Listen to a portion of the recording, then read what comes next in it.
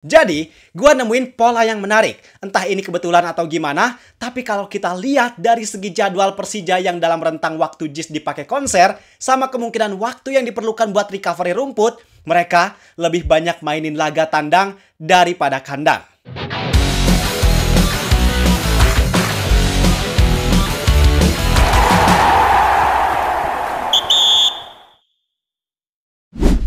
Stadion sepak bola, yang namanya stadion, udah jadi salah satu kebutuhan primer klub sepak bola profesional.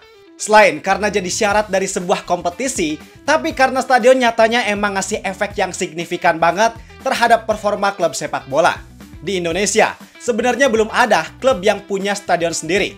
Rata-rata dari mereka sewa stadion milik pemerintah, dan ada yang beberapa dikelola secara mandiri oleh pihak klub tersebut. Contohnya, Malut United dengan Stadion Gelora Kiraha Ternate, Bali United dengan Iwayan Dipta, Persib Bandung dengan Stadion Gelora Bandung Lautan Api, sampai Persija Jakarta dengan Jakarta International Stadium. Tapi khusus buat yang terakhir tadi, yaitu buat Persija Jakarta, ini yang paling menarik. Karena mereka dalam tanda kutip bakal terusir dari Jakarta International Stadium untuk beberapa waktu. Kenapa? Ya, seperti biasa, karena JIS bakalan dipakai konser. Dan itu bikin Persija harus mengungsi ke stadion lain buat beberapa laga home mereka di musim ini. Gua tahu pasti kalian kesel, apalagi Jackmania. Udah enak-enak dan nyaman, di sana Persija pasti selalu bisa main garang, tapi harus rela buat pindah kandang. Wajar kalau kalian kesel, gak apa-apa. Cuman, di sini gua mau ngasih penjelasan ke kalian tentang polemik Persija yang harus terusir sementara dari JIS. Di sini, gue bakal ngomongin tentang apa sih masalah yang ada di JIS, kenapa ini bisa terjadi, dan apa dampak yang bakal kerasa buat Persija Jakarta. Apakah bakal berpengaruh buat konsistensi performa dari Persija Jakarta? Kita bahas semuanya di sini. Gue bahas ini biar kalian semua paham sama apa yang terjadi, sehingga kalian bisa lebih menerima dan legowo untuk menghadapi situasi ini. Oke, kalau gitu, kalau kalian udah siap, langsung aja kita bahas, biar gak gitu-gitu doang. Tahu sepak bola.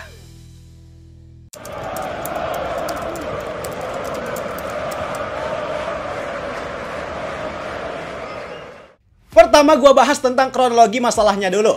Jadi pada dasarnya, Persija beberapa bulan kemarin udah menandatangani MOU atau kesepakatan kerjasama dengan pihak pengelola JIS bahwa Jakarta International Stadium jadi home of Persija.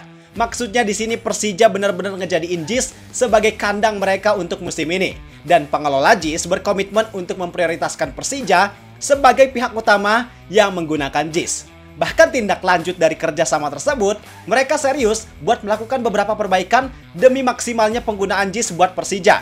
Contohnya, JIS yang sekarang udah banyak di branding dengan nama atau gambar Persija, sampai rumput lapangan yang kualitasnya benar-benar diperbaiki. Tapi, yang jadi masalah, jauh sebelum Persija tanda tangan kontrak dengan pihak JIS, ternyata JIS emang udah ada kontrak profesional duluan sama pihak promotor konser. Yang dalam hal ini, pihak promotor bakal menyelenggarakan konser NCT Dream di JIS pada tanggal 27 dan 28 September 2025. Semuanya juga udah disepakati, udah fix semua, dan gak mungkin kalau kesepakatan ini harus dibatalkan atau diubah. Karena ya, ini kesepakatan profesional dan gak semudah itu juga buat pihak promotor tiba-tiba ngubah venue atau gimana. Karena pada dasarnya ini adalah kontrak profesional yang kedua pihak pun harus sama-sama menghormati dan menjalankan kontrak tersebut. Maka imbas dari kejadian ini, mau gak mau Persija emang harus rela pindah kandang sementara. Yang laga lawan Bali United pada tanggal 14 September jadi laga home terakhir sebelum mereka ngungsi ke stadion lain. Kenapa harus ngungsi? Ya pertama, karena JIS jelas butuh waktu buat persiapan. Kurang lebih persiapan buat konser itu sekitar 1 minggu atau bisa aja lebih, karena ini konsernya skala besar. Dan pasca konser, ini yang jadi masalah utamanya. Gue yakin lah pasti kalian semua tahu rumput JIS bakal sehancur apa. Dan kayaknya kita semua udah tahu juga tentang gimana recovery rumput JIS. Pasti makan waktu yang cukup lama, yang lumayan lama, bisa berminggu-minggu atau bahkan beberapa bulan. Karena infrastruktur atap JIS bikin rumput minim dapat sinar matahari, dan karena teknologi perbaikan rumputnya belum secanggih kayak di luar negeri. Yang dengan kondisi itu jelas sangat gak memungkinkan buat dipakai main bola, apalagi untuk kompetisi sekelas BRI Super League. Maka, beberapa laga home Persija yang kemungkinan besar bakal dimainin di luar JIS adalah laga lawan Bayangkara tanggal 4 Oktober dan laga lawan PSBS Biak tanggal 31 Oktober. Tapi santai dulu bang, gue punya kalimat penenang, khususnya buat kalian para Jackmania, biar kalian gak terlalu khawatir sama konsistensi performa dari Persija Jakarta. Jadi, gue nemuin pola yang menarik, entah ini kebetulan atau gimana, tapi kalau kita lihat dari segi jadwal Persija yang dalam rentang waktu JIS dipakai konser, sama kemungkinan waktu yang diperlukan buat recovery rumput, mereka lebih banyak mainin laga tandang daripada kandang. Kita hitung aja, dari rentang waktu pertengahan September sampai pertengahan November, kurang lebih 2 bulan, harusnya bisalah rumputnya recovery. Nah, dalam rentang waktu tersebut, Persija mainin 5 laga tandang, dan cuma 2 laga kandang. Plus menariknya lagi, 2 laga kandang itu mereka cuma lawan Bayangkara dan PSBS Biak yang secara performa di atas kertas jelas kualitasnya ada di bawah Persija. Dan harusnya Persija bisa lebih mudah buat menang lawan mereka. Belum lagi, setelah lawan Arema di tanggal 8 November, ada jeda FIFA Matchday, yang artinya di situ ada banyak waktu kosong tambahan yang berguna buat memaksimalkan recovery rumput. Dan Persija baru main home lagi tanggal 20 November lawan Persik Kediri dan lawan PSM Jogja tanggal 28 November. Langsung 2 kali laga home berturut-turut. Yang kedua laga tersebut kemungkinan bisa main lagi di JIS karena harusnya rumput JIS udah bisa recovery walaupun mungkin belum sepenuhnya maksimal. Artinya yang mau gue sampaikan bahwa dengan kondisi ini jelas sangat menguntungkan buat Persija karena mereka lebih banyak mainin laga tandang dibanding laga kandang ketika rumput JIS lagi recovery.